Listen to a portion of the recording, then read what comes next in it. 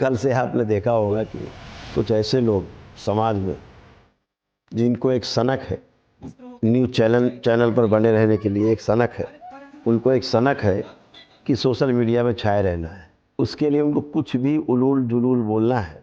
लड़कियां लाते हैं 25 साल की।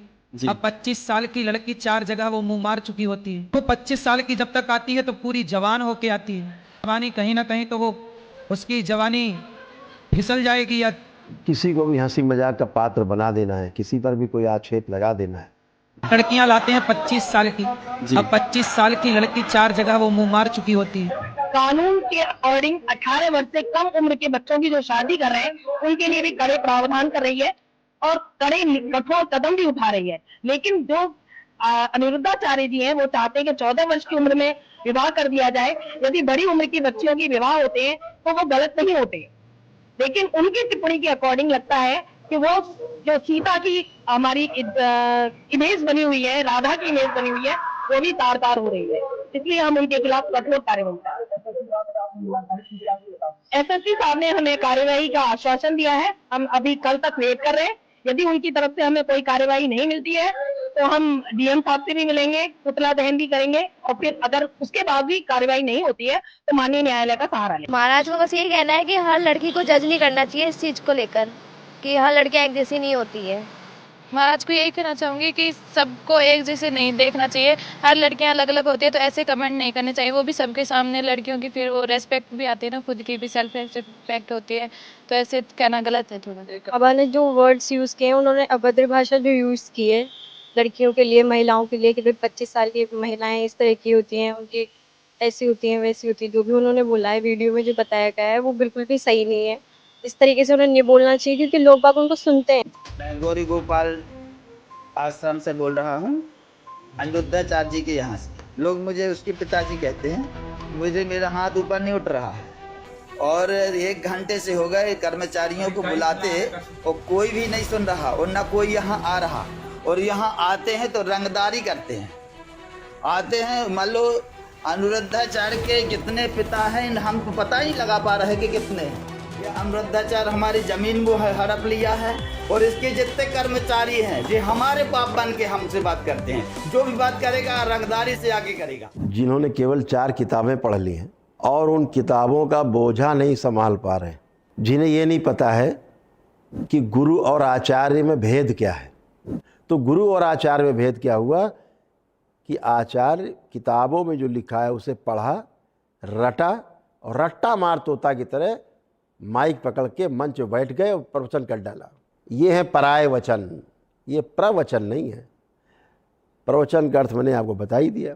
प्रमाणित वचन जो बोले, यानी मुझे जो जीवन में अनुभव हुआ है स्वयं को, वह अनुभव मेरे पास प्रमाण के रूप में है, वह प्रमाणित वचन मैं बोलता हूँ, वो प्रवचन है। तो शिक्षक किताब पढ़ करके बोल रहे हैं, सूचना आई उनके पास, सूचना आगे डिलीवर कर दी। ये काम है किसका? आचार्य का। गुरु का क्या कार्य है? गुरु का कार्य है जो आपने अपने जीवन में थ्योरी में शिक्षा पाई है, सूचना में, उसका आपको वो अनुभव करा दे। अगर आपको अनुभव कराने में वो सक्षम है तो वो पूर्ण गुरु है। अगर आपको अनुभव कराने में सक्षम नहीं है तो कोई गुरु नहीं है। फिर वो क्या हुआ? आचार्य। लेकिन भ्रमवश ये आचार्य अपने आप को गुरु समझ बैठे हैं। व्यवस्था का पहले सूचना आपके पास हो, फिर व्यवस्था का अनुभव आपके पास हो, फिर अनुभव हुआ है तो आपके आचरण में आएगा, आचरण में आएगा तो वही आपके अनुभव का प्रमाण होगा। है नहीं तो जब नहीं है तो इनसे क्या बात करोगे?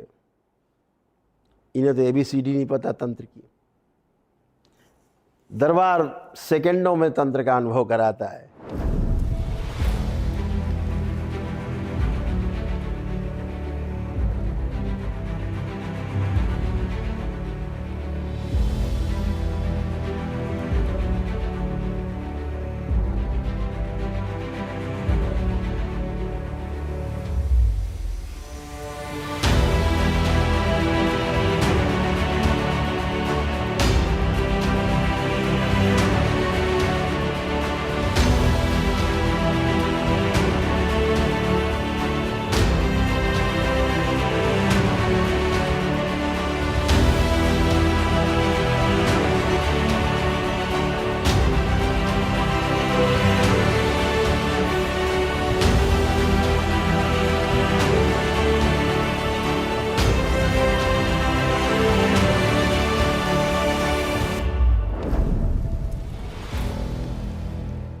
सामने आमने व्यक्ति तो हो।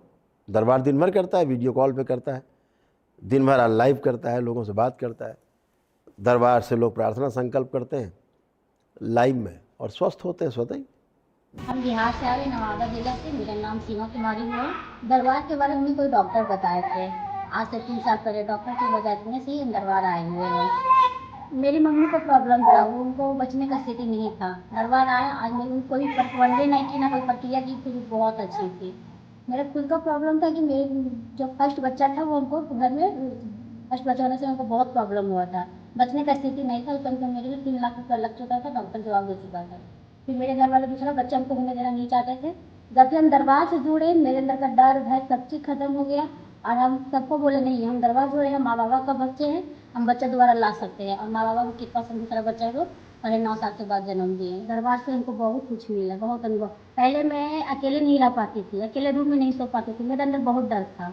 और मैं जब से दरबार जुड़ी, मैं अकेले कहीं भी चली जाती हूँ, कहीं भी रहती हूँ, मेरे अंदर कोई डर नहीं है, कुछ का डर नहीं है। मेरा डर होता था हमको कुछ हो जाएगा, लेकिन अब मेरे अंदर वो सब डर सब खत्म हो गया, कुछ भी मेरे अंदर का डर नहीं है। हाँ, हमारे दरबार में सबको आना चाहिए। हमारे जो कर्मों का भोग होता है यहाँ पे सब करता है, सब खत्म होता है, सबको दरबार आना चाहिए। सबको दरबार में माँ बाबा के चरणों में रहना चाहिए। तनुजा, लखनऊ से। वहाँ के बारे में मुझे अपनी फ्रेंड से पता चला था। मेरी लाइफ में 2 थी मेन समस्याएं।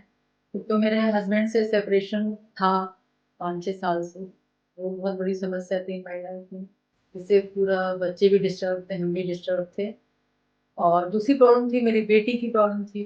उसको मतलब 6-6 7 महीने तक उसको मेंसेस नहीं आते थे और उसकी एज थी 17 साल की थी वो। और जब उसको पीरियड स्टार्ट हुआ था, उसके एक मतलब स्टार्टिंग से उसको प्रॉब्लम आनी शुरू हो गई थी और होता भी था 5-6 महीने बाद, तो मतलब बहुत पेनफुल, बहुत कष्टदायक। मतलब बिस्तर पे लेटना, वॉमिट करना, खाना पीना छूट जाना, स्कूल वगैरह भी नहीं जा पाना, एकदम बिस्तर पे लेटी रहती थी वो। तो ये तो समस्या, उसका वेट भी बढ़ रहा था, तो उसकी वजह से उसको हार्मोन्स की प्रॉब्लम भी नज़र आती थी उसकी बॉडी में। तो फिर हम लोग फिर दरबार भी आए।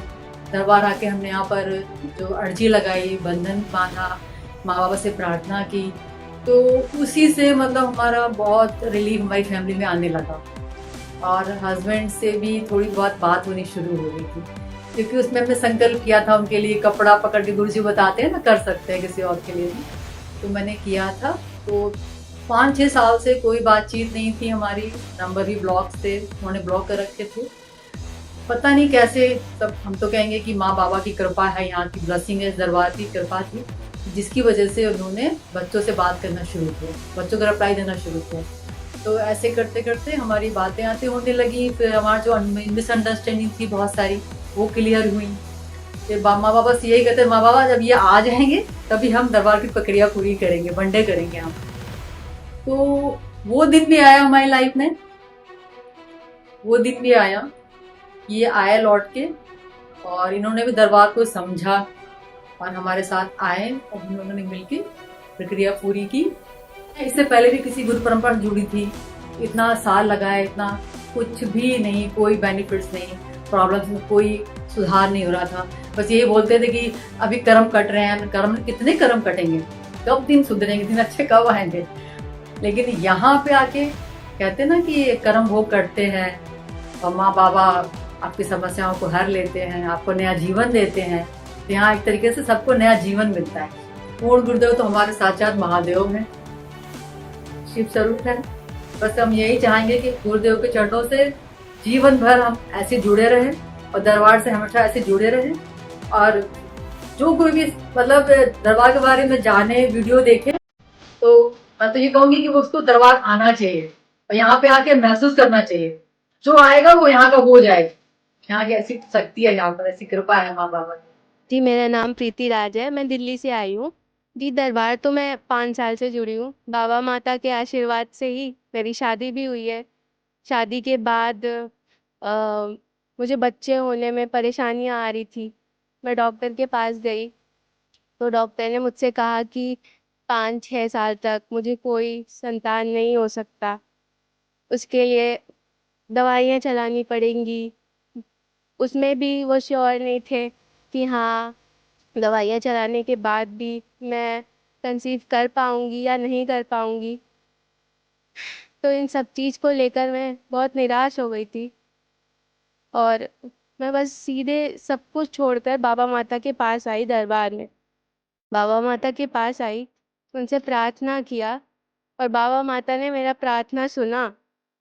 जैसे ही मैं दरबार आई, ठीक उसके अगले महीने ही मुझे उन्होंने आशीर्वाद दिया और मुझे अभी 6 महीने का संतान है, जो बाबा माता के आशीर्वाद से मुझे मिला है। बाबा माता का प्रसाद है वो और मैं बहुत खुश हूँ इस चीज़ से। और बहुत सारी ऐसी परेशानियाँ आई हैं जहाँ बाबा माता ऐसा लगता है कि खुद खड़े हैं साथ आकर। एक औरत के लिए ये मतलब मैं कैसे बताऊँ, एक औरत के लिए बोलना कि उनका संतान नहीं हो सकता, माँ नहीं बन सकती हैं, मतलब मैं बोल नहीं सकती। बस इससे बुरा मतलब फील नहीं हुआ। जब डॉक्टर ने बताया तो मैं अपने घर आकर बहुत रोई कि ऐसा क्यों मेरे साथ। पर मैं अभी बहुत खुश हूँ। मैं कह सकती हूँ कि हाँ, मुझे सारी खुशियाँ मिल गई है दरबार आकर। बस वो जो फील है ना, वो मैं नहीं बता सकती कि कितना बुरा लगता है जब आप किसी की उम्मीद को टूटते हुए देखते हो तो। ठीक है, माँ बनना बहुत सौभाग्य की बात होती है और वो सौभाग्य मुझे दरबार से ही प्राप्त हुई है, आशीर्वाद मिली है और आज मैं बहुत खुश हूँ। तो ये तो पहली बात हो गई।